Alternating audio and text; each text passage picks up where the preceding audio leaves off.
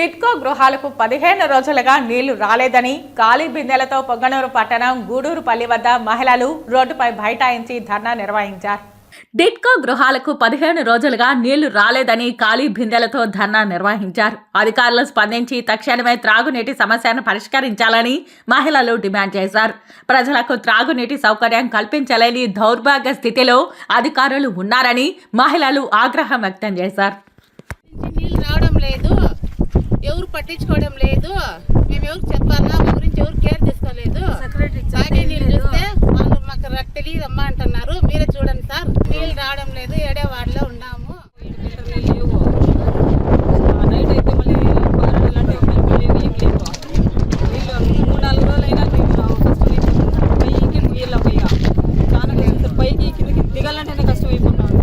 చాలా నీళ్ళు చాలా సమస్య అయిపోతున్నాను. పోయిన కూడా అంతే, పోయిన వర్షం వస్తే మొత్తం కారుతుంది. ఏదైనా కరెంట్ అయితే అసలు స్విచ్ వేసేదానికి పోతే ఎట్లా షాక్ వస్తూ ఉంటుంది. అంటే చాలా ప్రాబ్లం ఉంది సార్. రెండు తెచ్చుకోవాలి అంటే 2 కిలోమీటర్ల దూరం పైకి కిందకి దిగేకి ఎక్కేకి కాదు, 4th ఫ్లోర్కి ఎక్కాలి. 15-20 రోజుల నుంచి ప్రాబ్లం అయిపోయింది. లైట్లు గురించి చెప్పాలి. ఆ లాస్ట్కి 29వ వార్డు దగ్గర లాస్ట్లో లైట్స్ లేవు.